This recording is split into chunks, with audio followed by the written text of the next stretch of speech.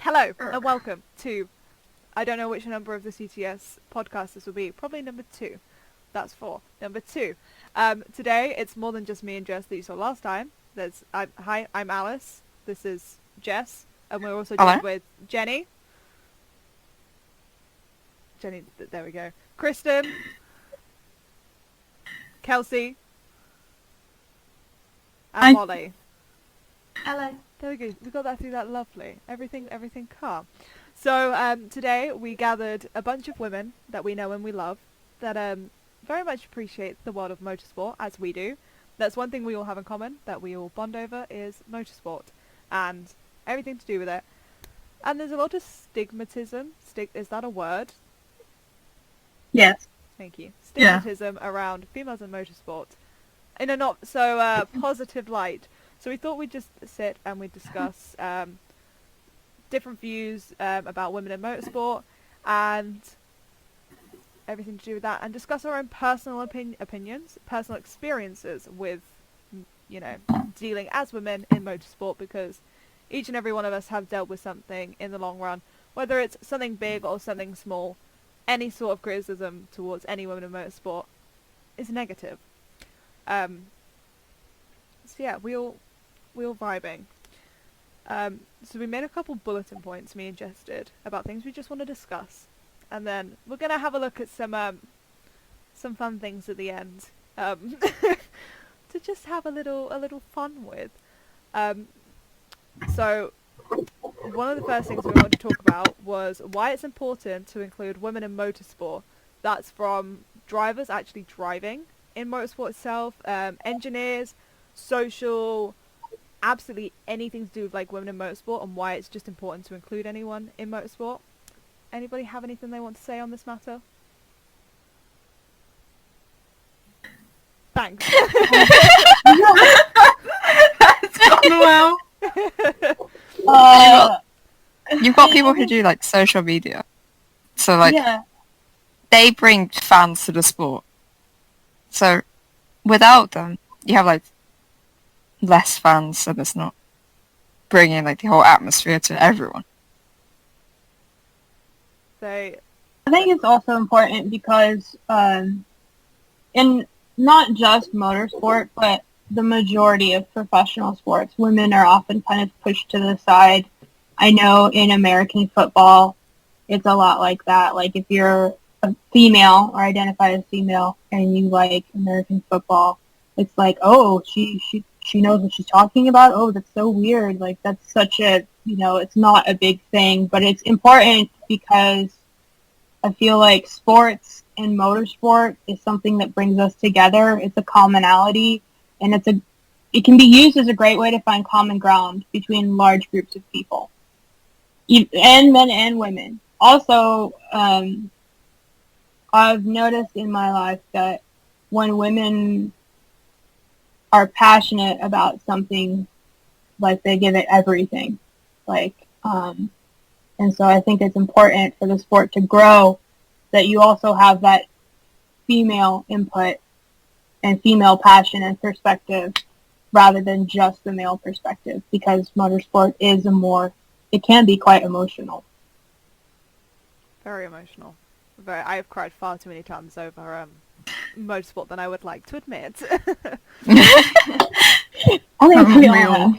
I think if motorsport wants to move forward and be inclusive, then they have to open it up and let women do it. You can't have people stand there and say they can't do it because they're not strong enough, meaning for driver's sense, or people just stand there and say, well, they wouldn't know anything because it's a male sport. If motorsport want to move forward, they have to open it up. You can't just stand there and close it off and only let men do it. It just doesn't work like that.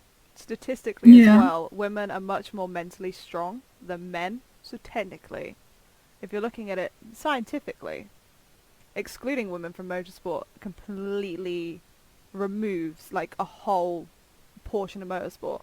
Like men will look at it and be like people in general would just look at it and be like, it's a male-dominated sport, because there are women in motorsport and there's always been women in motorsport, but a lot of the time they were kept behind closed doors.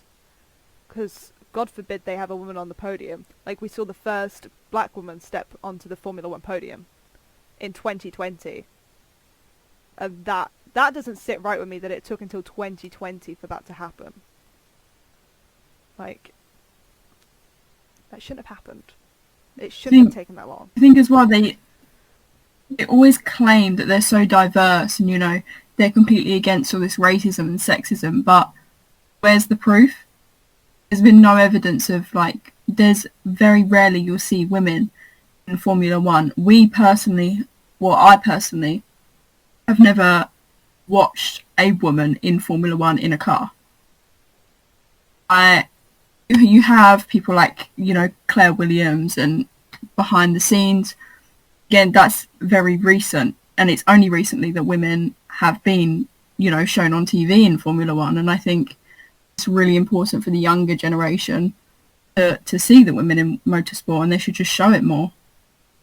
Claire Williams is a great example because Claire Williams gets a lot of stick for what she does, and she's like, her team's not the greatest team out there. Personally, I'm a massive lover of Williams. I always have loved Williams. I've always thought it was a great team under like anyone that's run it. And I don't think Claire Williams is doing a bad job. I think Claire Williams is actually doing a great job, like in the circumstances that she's in. But she gets a lot of stick because she's a woman, and you know for a fact that if that was a man in her position, he would not get the stick. Like Gunther Steiner, hello, Gunther Steiner is running Haas the same way as as Claire Williams is running Williams right now. Like, Haas and Williams are at the same podium, like at the same level at the moment. But you don't see Steiner getting the same criticism as Claire Williams is. Sorry, my mother was showing me my Animal Crossing world and asking if she could move somebody in. And me and Jenny were just off to get a cat. My cat was stuck in the wardrobe. But no, Claire Williams deserves a lot better. Yeah, I think I saw a quote from Claire Williams, and then she was talking about how she was having Zoom meetings with all the team principals, and they had to use the little raise hand feature. Like, otherwise it would just be like a cacophony and you wouldn't be able to understand anybody. And she was quoted as saying, "It was great. I actually got to speak and be heard and didn't have men talking over the top of me the entire time." And so that to me is very telling, because it's just like, you know, she still struggles, even though she is team principal of one of the most successful F1 teams in history. Granted, they are going through a rough patch.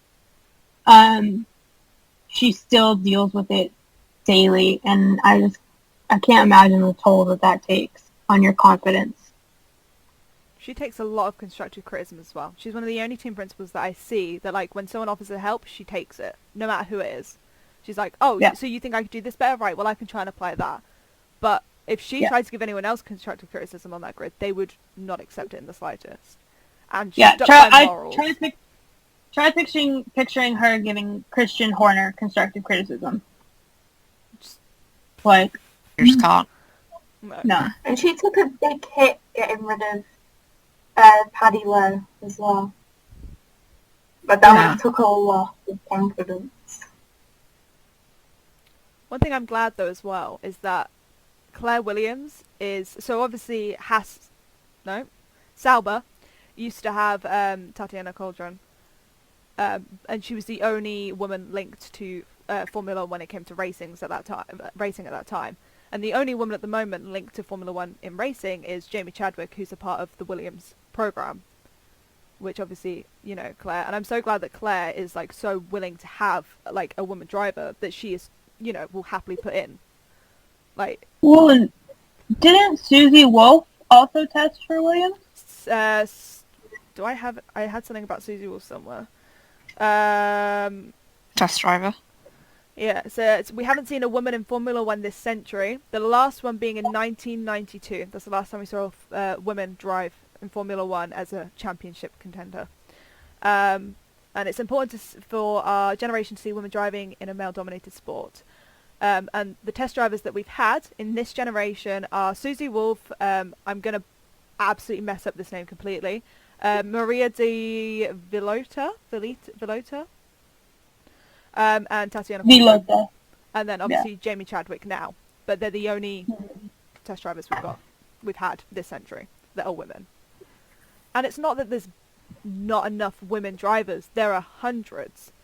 Like, there's a whole series dedicated to women drivers, because if we didn't have a series dedicated to women drivers, we wouldn't have anyone like actually competing in championships, like paid championships. Like, without the W series, we wouldn't see like such strong independent women racing and fighting for podiums and championships. So without it, we'd have nothing. Because I think W series helped highlight the amount of women drivers that are capable of like driving. So that's like show them. In like, because you need, obviously it's expensive to race in Formula 3 and Formula 2, and I think part of the reason why we needed the W series is because I don't think sponsors tend to pick up female drivers because they just have that idea in their head that they're not good enough, and you just think, just what's so hard about just sponsor, like you'll sponsor male drivers who aren't very good, but you could have a female driver that could be better than them, but you won't sponsor them because they're a female driver. Well, Sophia Flörsch had to pay her whole seat. She has no sponsors. She is her sponsor. Yeah. She saved up and paid for her own seat. Obviously, no one knows the story as to why she had to pay for her own seat. But the fact that out of the entirety of the Formula 3 grid, there is one person that had to pay the entirety of their fee, which Formula 2's 2 million, so I'm going to make an assumption that's about between 1 million and 1.5 million euros. So for one person to have to pay that much, and that being the only female driver in the like Formula 1 kind of feeder series section that's like obviously on the weekends, it makes you question, why doesn't she have any sponsors? I think it doesn't help as well that there's this whole stereotype. It's not even in motorsport either, it's in general that women drivers are bad. And it's just engraved in people's minds that women drivers are bad when it's not the case. Another fun statistic for you, women drivers actually, well, women in general, are getting a lot less car incidents and car crashes than men, statistically. Science and statistics. I did a lot of research. Love a bit of statistics. I was going to say, no, if you look at my driving record, what? Still helping the case, Kristen. There are, look, people like Jamie Chadwick, Abby Eaton, Tata Calderon, much better drivers than I will ever hope to be. And, but I think my other thing that I was thinking about when we were talking about cost is that you do see, I've noticed that you see more women drivers in rally, in GT series, than you do in the Formula series. And I don't know if like the Formula series is like the last frontier, like where people are like, yeah, but rally, GT, time trial, fine. But like Formula, men only, like I don't know if that's going to be the last frontier, like that women are really breaking into. I don't know where I was going with that thought, but it was just an errant thought that I had. And now I'm like, but that was just something I think about. Is like, why are Formula sponsors so reluctant to sponsor female drivers when you see rally and GT female drivers? They have a harder time of getting sponsors, but I don't feel like they have nearly as hard of a time as women Formula drivers. Yeah. But it's weird because... Oh, sorry. No, go, because I'm going to end up diverting the complete conversation. Okay. It's like weird to think the current highest like female driver is in Formula 3. Like, because they're definitely more capable of being like Formula 2, Formula 1. But the highest is Formula 3, and it's only Sophia Flörsch, and then you got Formula Regional with Jamie Chadwick. So. Yeah, I was going to say that the other woman that we have written down from notes is Alice Powell. She was commentating in Formula 2 as well this season. But she was the first female point scorer in GP3 and the first woman to win a Formula Renault championship. Which, that wasn't that long ago. That was like last decade.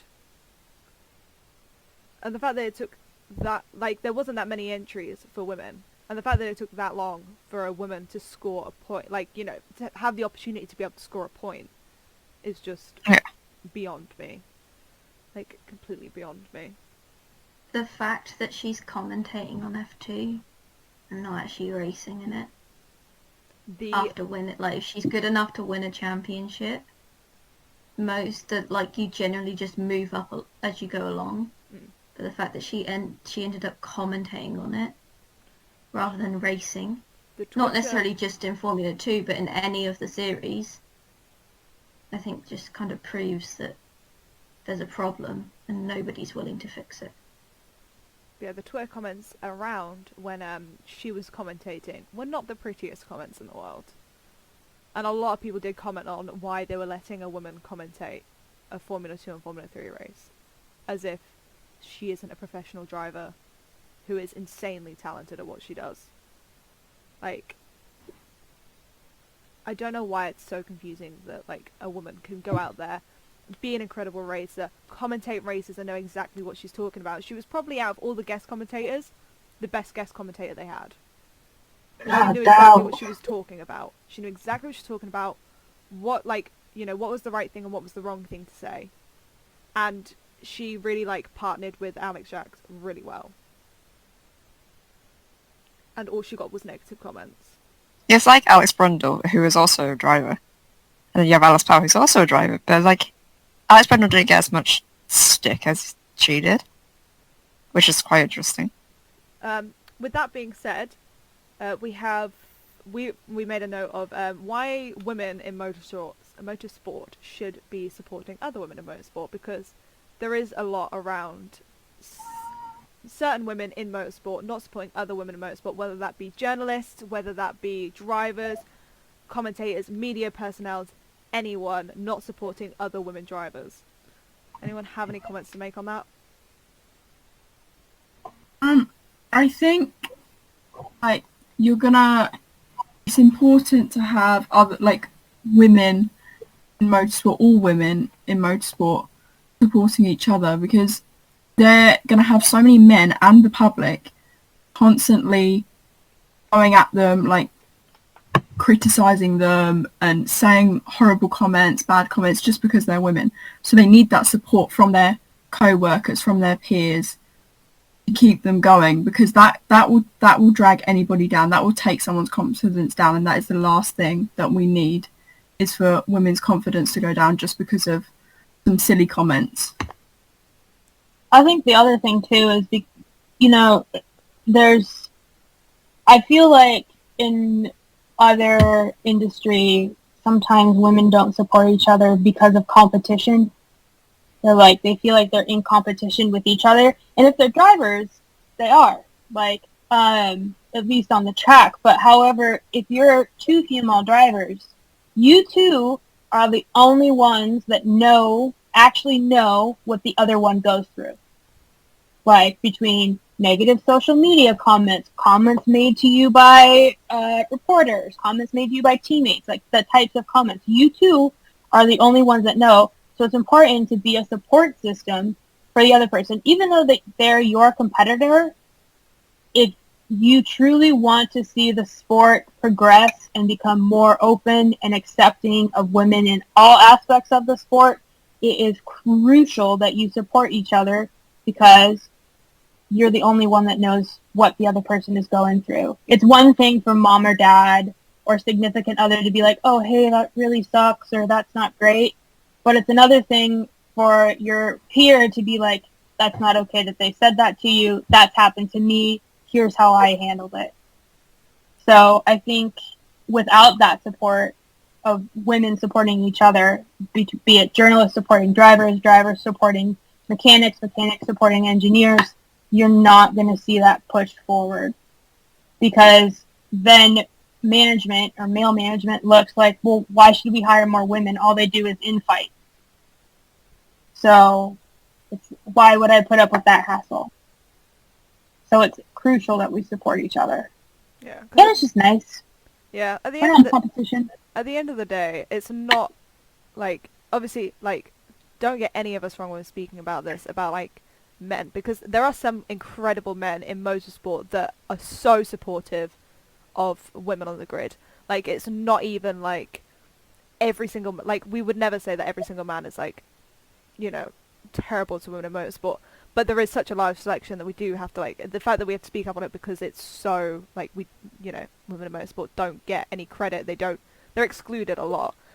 But although there are men that are fully willing to, like, they support women in motorsport and everything, they also don't know what women in motorsport go through every day. And if you don't support one another, and you can't come together as a stand to, like, fight against it, then no one's gonna listen. Like, it's okay to have, like, people constantly talking about it, but if if women don't come together to stand for it, and instead they're, like, making comments on other women drivers, then it's not gonna resolve anything. We're not gonna make any difference. There's gonna be no change in motorsport. Without supporting each other, we can't make any movements forward. I agree. And that point of coming together, be that within a team, I also think that for the greater of the sport, it's going to take women from all teams coming together. Be that the mechanic from McLaren who shares her experience with the engineer or strategist at Red Bull. Like, it's going to take all of the women within the teams coming together and being like, this is what we go through, and we're not okay with it. And we want more representation within the sport. Because when I went to the USGP, let me tell you something, there were a lot of female fans in the stands. Like, a lot. And they were usually, the women that I talked to when I was there, were a lot more keyed in on the drivers and what was going on in aero and tech specs than the men. So I feel like Formula One and the Formula Series in general needs to practice what it preaches with inclusivity, but that will take coming from the women who are already there. Yeah. That actually moves us directly into this next point, which obviously the next point on here was why the W Series is important to moving forward, but we've kind of already covered that.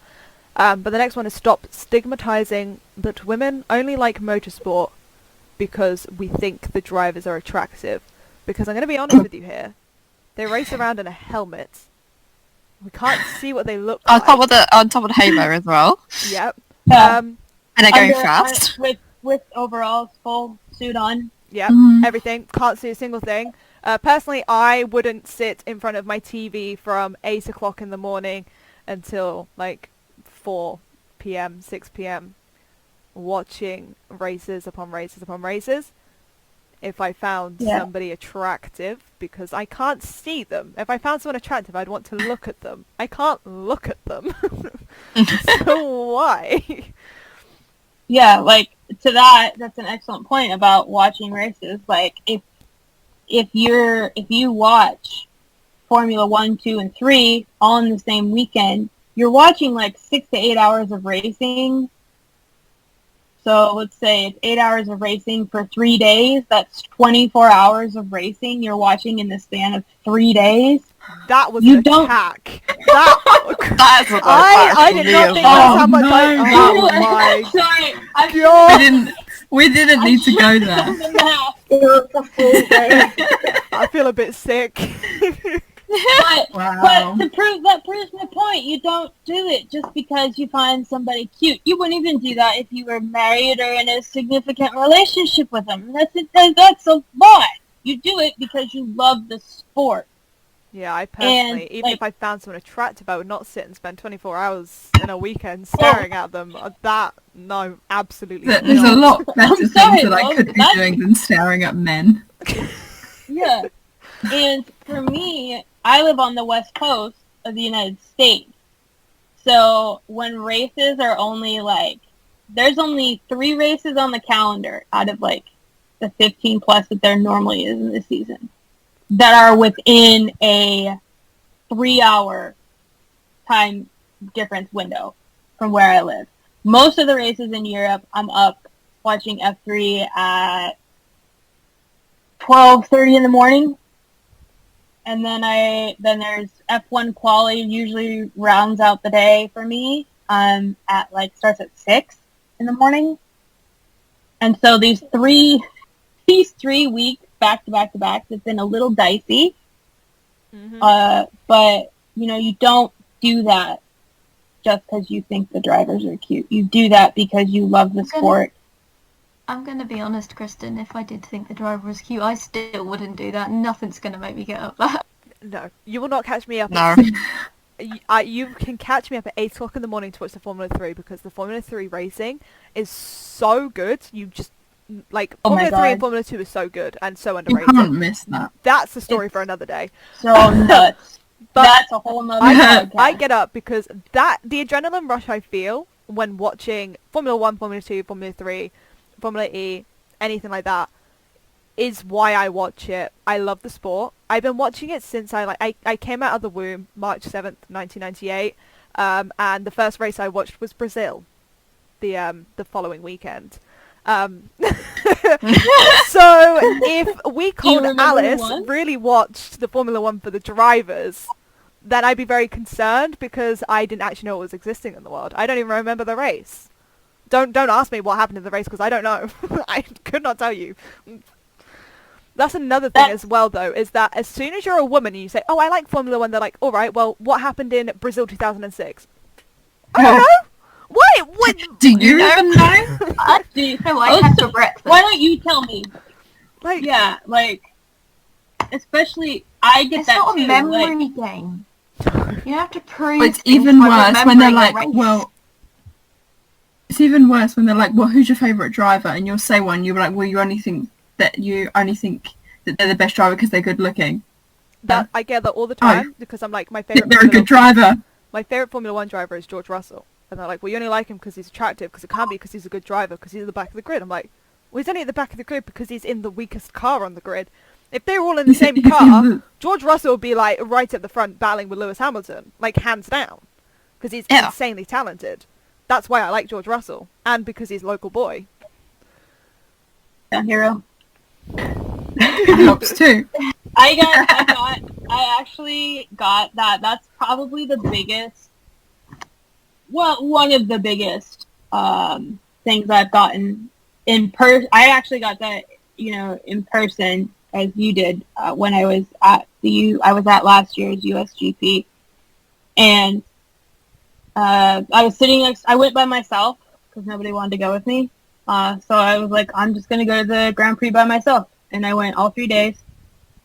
And the lady, I was chatting with a gal who went by herself too.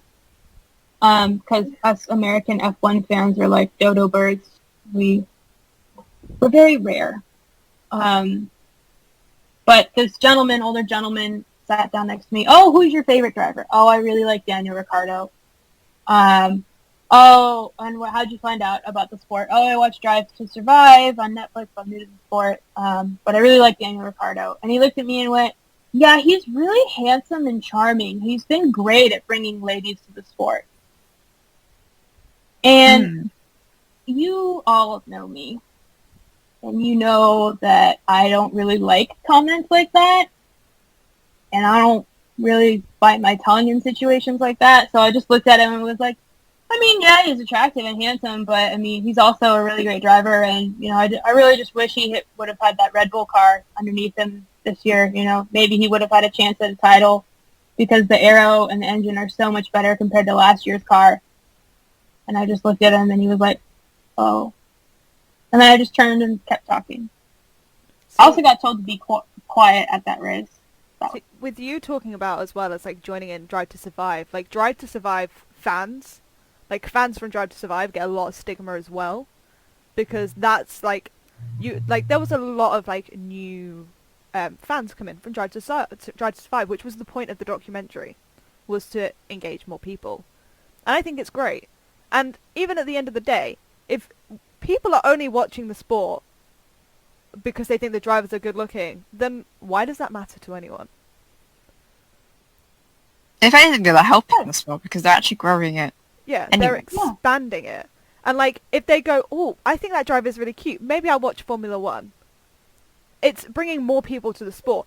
They're not going to turn up. They're not going to pay. Like Silverstone, I paid nearly £400 for a Silverstone ticket, right? I think it was like 330 quid. For a day? No, for the weekend. Weekend. Okay. For the weekend. Still cheaper than what I If paid. someone is, first of all, if someone's willing to pay £330 for a weekend to go stare at drivers because they think they're cute and they're only going to see them, they're probably not even going to see their faces, right? Then it's putting money into the sport, and you shouldn't complain about that, because money into the sport is a good thing, because that means the sport can continue to grow. But most people, if they think someone's cute and attractive, they're not going to pay that much money to go watch it. So it's not as if you can be angry about it because they're going to steal your seats, because they're not.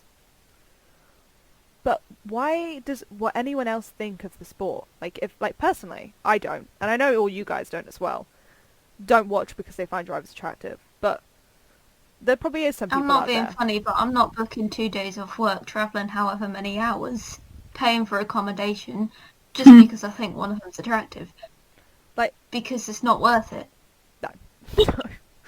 You just best off staying at home at that point. Yeah. Yeah, You probably see more of them on TV from home. exactly. And even I'm then, not travelling that way, booking 2 days I off can't- work, paying however much for accommodation, because I think one driver is attractive. It's just not I worth can- it. I can tell you that's true. You do see more of them on TV than you do at the actual track. I think you see them in the driver's parade when they drive by. That's about it. if you're at the back of that Maybe if you go grandstand, to a you are not thing- seeing any of their features. I went in 2015. They go, but even then, like, I wasn't in a grandstand. I was quite close to the circuit, and they drive. You can barely see them when they drive by on the driver's parade. Did they look really It's attractive like- in the car? Yeah, of course. The little dog that I saw every time it went by was great. The little yellow Oh my god, that's hat so and the- beautiful. yeah. Oh my The tiny little God. helmet that went by that I could catch as they went by at me at like 200 miles an hour. Great. I'll be honest with you here. I think the helmets are more attractive than the drivers. I'll agree with that. Them helmets. There are some That's not questionable true. helmets, but There are some questionable helmets. My personal favourite, out of like all of the Formula 1, 2, 3 helmets, my personal favourite is Dan Ticktum's. I think that helmet is exquisite.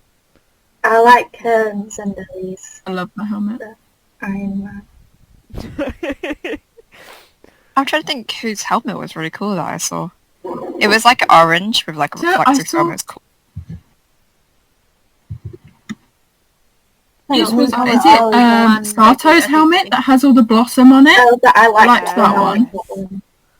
Yeah. Lando's Suzuka helmet last year was pretty cool because it was hand painted by I a Japanese honestly really- artist. So not his Silverstone one. That was I- hand painted as well, you know, Kristen. Was His That's what I was Silverstone gonna one say. I really this year liked was it because I like how he could have picked any design Yeah. and he picked hers because like it reminded him of when he used to draw. I was like, that's adorable. I was like, and the little girl was so happy. and and that's as well, it's that- by a girl. That's gonna encourage her Yes. to continue Yes. watching She the was- motorsport. how old was And she? she What, got 4 the years helmet. old? He She was made- sick. She was Six. sick, I think. 6-year-old girl interested in motorsport, and I can tell you for a fact she's not watching because she thinks the driver's attractive. She's watching it because she enjoys it. Imagine her the 6 years parcel- old being young Lando's I'm very 6 years old. attractive. You know what? Lando's so hot. There's probably I like would be like, girl, we need to have a But chat. when you words, I'm a little bit too young. there's probably only 5% I mean, of the grid. it's like- 5% of the grid. Probably 5% of women that watch motorsports only watch it because they find the drivers attractive. And like you were saying, if that's you, go on with your bad self. Yeah, do Have it. fun. Who am I to stop you? But I also like the fact that it was a girl that he picked. And then he decided to keep it. He was like, no, I really like this one. I'm not giving it away. So what he did was he called his helmet people and was like, can you run up a copy of that for me? Just like make a duplicate of it, like with tearaway strips and everything. And he sent it to her. He was like, here you go. You can have this. I was just like, she is not going to forget that. No, not at all. Facebook that we put is so this is a very touchy subject. I love touchy subjects. All opinions are welcome on the matter, because I think we're all going to have slightly different opinions on this matter as well. I know my opinion on it is a very controversial opinion on it, but that's regarding the grid girls. Obviously, the grid girls. The grid girls. The grid girls no longer exist in Formula One because there was a feminist stand that grid girls, shouldn't be in Formula One because they're being forced to do stuff that they didn't want to do, and they said that it's full feminism, which I personally don't like. As I'm personally a feminist, I stand for all women. Like, I think women supporting women is great. I support all women in everything they do, but it was the fact that people protested against it, and they were like, oh, well, it's for feminism. Well, no, because you don't care about the grid girls. Because if you did care about the grid girls, then you would listen to what they had to say about the matter. And they didn't want to lose their jobs. They loved their jobs. They loved what they did and everything. And I get it that it brings like it sexualizes the sport slightly. I remember being like 9, and I was like, I want to be a grid girl when I'm older. And as soon as I turned 18, I got rid of them. Upsetting. I'll be on the grid. But that was like one thing as well, though. Like, yeah, I get it. Grid girls used to walk around half naked, but girls used to watch at home and be like, "There's a girl on TV." That was the only girls we used to see on TV, and now we don't see any because they got rid of them. But there's a culture thing as well. In different countries, their cultures, they'd wear different things. Like when they'd go to like China and that, they were wearing like it wasn't like they were half naked all of the time. Yeah. And I think there was a reporter when he was asked about it, and he said, I'm not being funny, but if you're watching the sport for the grid girls, you're not watching for the right reasons. That's also very hypocritical in the sense of men say that we only watch because we think the drivers are hot, but a lot of them only used to watch for the grid girls. Yeah, I was like, okay, that's fine, but ask the girls how they feel. I think on the news once they had a grid girl, and like talking to one of the people that were like standing against them, one of the women that was standing against them, she said, I'm not being funny, but I choose my job. I get paid well to do this, to stand. We don't talk to the drivers. You don't have like an immediate connection with her. You just stand there, you hold their plaque, and you smile and look good for the camera. Yeah. How is that different to a model walking down a runway? I remember they're allowing that still. I remember that news part because they turned to them and was like, you have literally said that you're standing for women, but you haven't stood for me. You've saying you're standing for women, you're trying to protect us, but we want to do this job and we enjoy this job and we love this job. I go home and in the week I'm an accountant and I come here and I do this at the weekends and I love my job, and you've ripped that away from me. I think one of them said, she was like, I feel safe. She's like, I don't feel sexualized. I don't feel preyed upon or whatever by standing there. She was like, I feel perfectly safe. If I didn't, I wouldn't do it. It's a choice. All of it is a choice. They're not forcing them to do anything.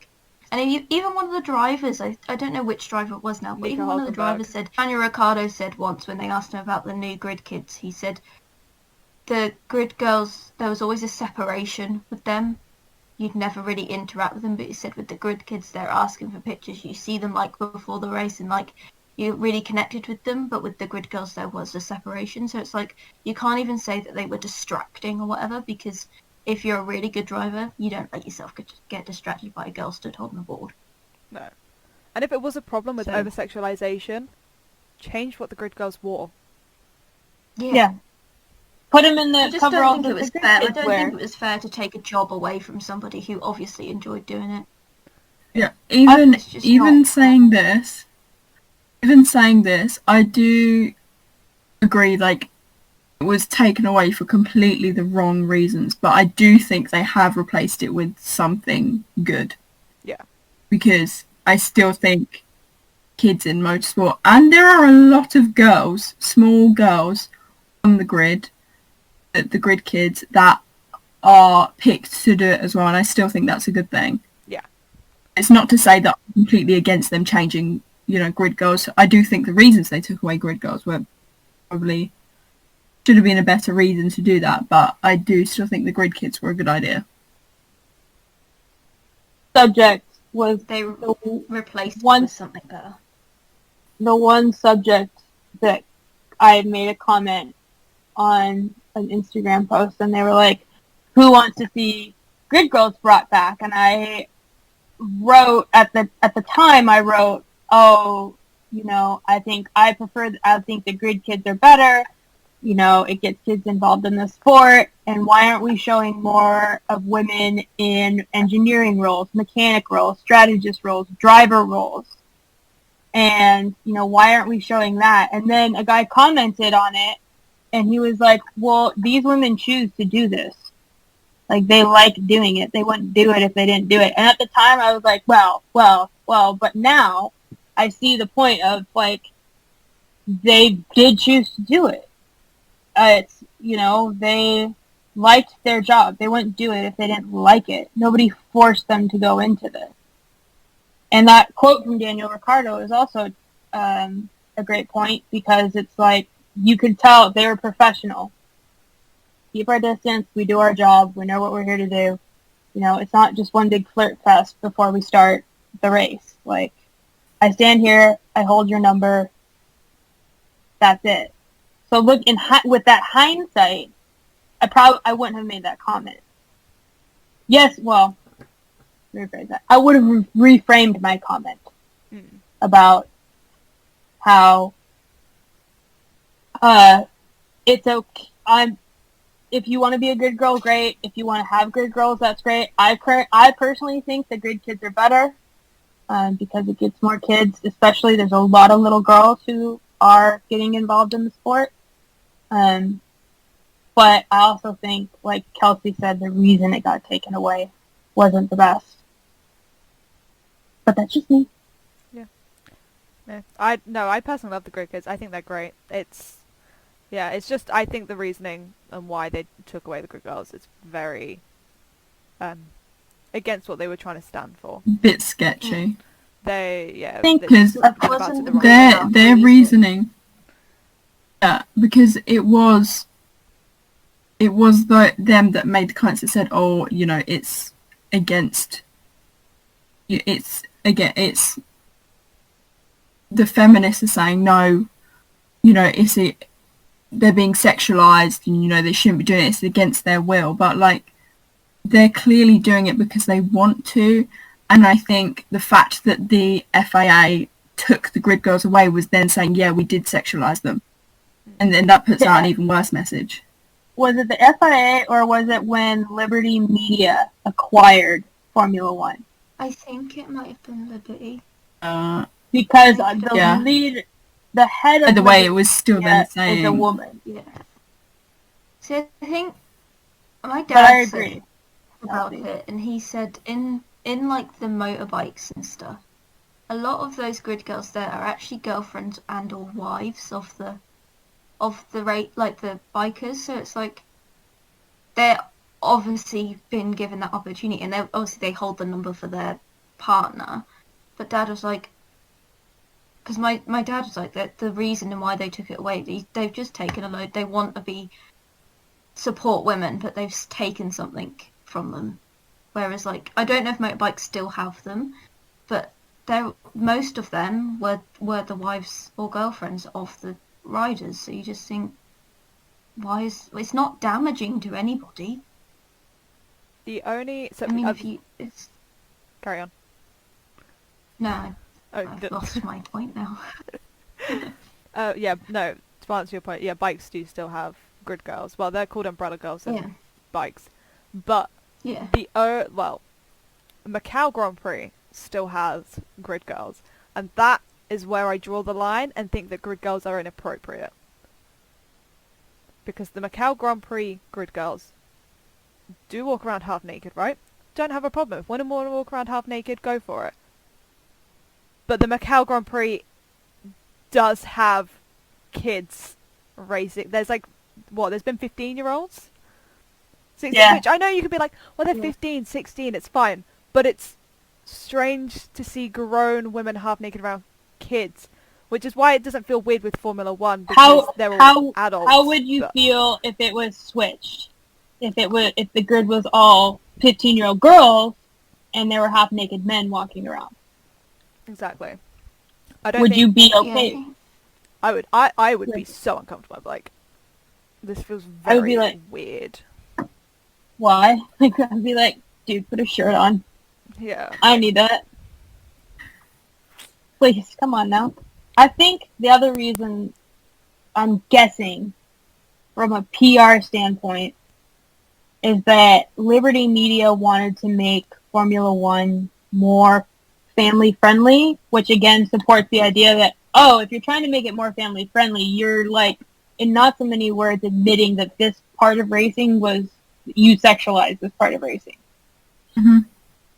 And then bringing in the grid kids definitely does make it more family-friendly and gets kids more interested in the sport.